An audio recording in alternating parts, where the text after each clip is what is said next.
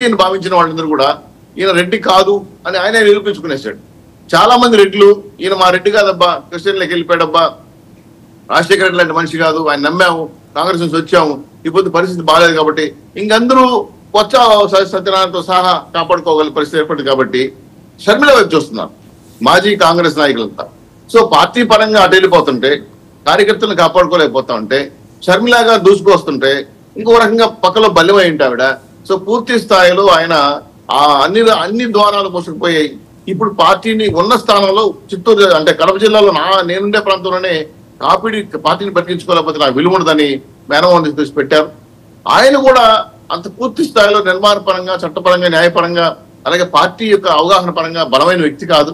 కాకపోతే బంధువుల్లో చీలికి తీసుకురావడానికి మళ్ళీ తన వైపు వేంపల్లి, పులివెందుల, ముద్దనూరు, కడపలో ఉన్న బంధువులు గుడి చేసుకోవడానికి ప్రయత్నం చేస్తున్నాడు. కానీ వాడు ఆల్రెడీ షర్మిలా కేసుల్లో మధ్య. దీంతో పాటు మేజర్ డెవలప్మెంట్ శ్రీనివాస్ చౌదరి గారు, మేజర్ ఇప్పుడు అవినాష్ రెడ్డి మీద మామూలుగా ఇప్పుడు మీరు గడిచిన 5 ఏళ్ళలో మీరు చేసిన పోరాటం సామాన్యమైంది కాదు.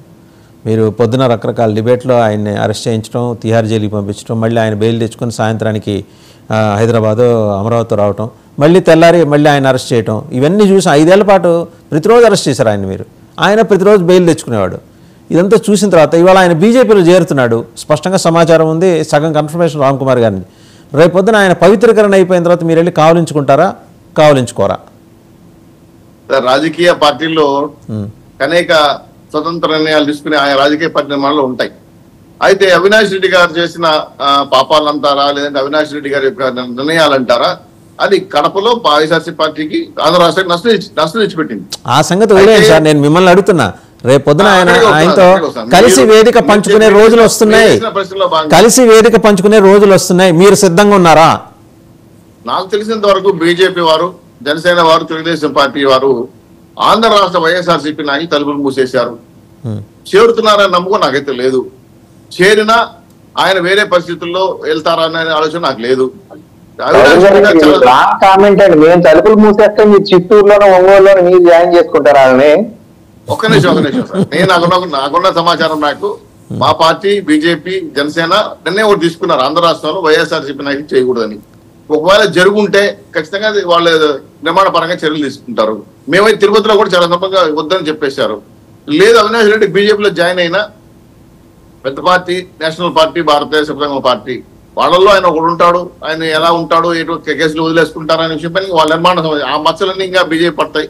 వాళ్ళు సమాధానం చెప్పుకోవాల్సి వస్తుంది. కాకపోతే ఏంటంటే వెళ్తాడనే నమ్మకం నాకైతే లేదు. గతంలో నిర్ణయాలు చేసినప్పుడు కూడా వద్దని నేను విన్నాను, ఆయన తీసుకోవద్దని చెప్పి విన్నాను ఆంధ్ర రాష్ట్ర నాయకత్వం. మరి ఇప్పుడన్నా రాష్ట్ర ప్రెసిడెంట్ మారుస్తున్నారంట, నిర్మాణ పరంగా చాలా మార్పులు జరుగుతున్నాయి కాబట్టి రాబోయే పరిణామాల్లో వాళ్ళ పార్టీ అంతర్గత వ్యవహారం కాబట్టి ఎవరండి మోస్ట్ లైక్లీ ప్రెసిడెంట్ కావచ్చు బీజేపీ? మీకున్న సమాచారం సార్, నేను ఆ పార్టీ నిర్ణయాలు చెప్పడం సమంజసం నిర్ణయం కాదు, సమాచారం అడుగుతున్నా. నిన్నేం అడగట్లా, సమాచారం అడుగుతున్నా. మీకున్న సమాచారంలో ఎవరున్నారని సార్? చాలా మంది వాళ్ళ ఆలోచనలో ఉన్నారు. నేనైతే నాకు పూర్తిగా అవగాహన ఉంది కాబట్టి చెప్తున్నాను. అందుకని వాళ్ళ నిర్మాణ పరమైన ముందు నుంచి నిర్ణయం తీసుకునే పార్టీ కాబట్టి ఎవరో 2-3 పోటీ పడుతున్నారు అని నాకు తెలుసు. పేర్లు నేను చెప్పలేదు, ఎందుకంటే రామ్ కుమార్ గారు ఉన్నారు, వారికే తెలిసిన విషయాలు ఆయనే చెప్తారు. అంతర్గత వ్యవహారంలో నన్ను చెప్పి చేసుకోమనద్దండి. రైట్, రామ్ కుమార్ గారు. సో అన్ని అసలు బీజేపీ చుట్టూ తిరుగుతుంది ఏపీ రాజకీయం అంతా.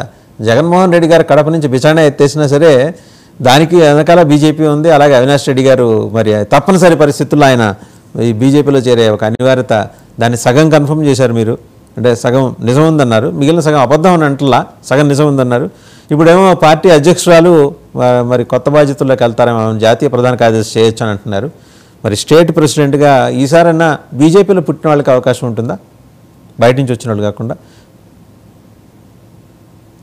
అవినాష్ రెడ్డి గారి చేరికపైన ఏమిటి అనేది పై స్థాయిలో డిసిషన్ ఉంటది. ఒకవేళ అలాంటి వాళ్ళు వస్తే అనేది చెప్పేసాను, అది మళ్ళీ దానికోసం మాట్లాడక్కర్లేదు. అంటే పవిత్రీకరణ ప్రాసెస్ ఏంటి మాకు తెలియదు, ఆ సీక్రెట్ తెలియట్లా. మీ దగ్గర మీలో చేరిపోగానే వాళ్ళు హఠాత్తుగా పునీతులు ఎలా అవుతారు, దాని ఆ ఫార్ములా ఏంటో చెబితే మిగిలిన వాళ్ళు కూడా అది ఇంప్లిమెంట్ చేసుకుంటారు. అది కాదండి, ఇప్పుడు ఎవరు చేరారు నాకు అర్థం కావట్లేదు. మీరు ఇందాక నుంచి నేను చెప్తాను, చౌదరి గారిని అడగరే ఒక మాట. అదే ఆయన ఇప్పుడు మీరు చేసేటారు, మీ కన్ను వేసేస్తే మేము చేయలేదు. కానీ నా పాయింట్ ఏంటంటే చౌదరి గారు వైసీపీకి డోర్స్ క్లోజ్. ఏది ఫ్రమ్ జనసేన బీజేపీ అంటారు. అంటే ఒంగోలులోనో చిత్తూరులో మాత్రం వారు నేర్చుకుంటారా? అది ఎలా పాజిబుల్ అవుతుంది?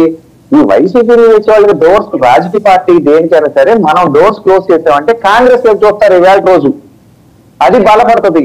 మాకు ఈ రాష్ట్రంలో కాంగ్రెస్ బలపడడం ఇష్టం. ఈ రాష్ట్రంలో కాదండి, దేశంలో మా కాంగ్రెస్ బలపడడం మాకు ఇష్టం లేదు. ఇది మా పాలసీ. సో వైసీపీలో వచ్చే వాళ్ళు మాలో తీసుకుంటారంటే కొంత కేటగిరీ ఉంటది.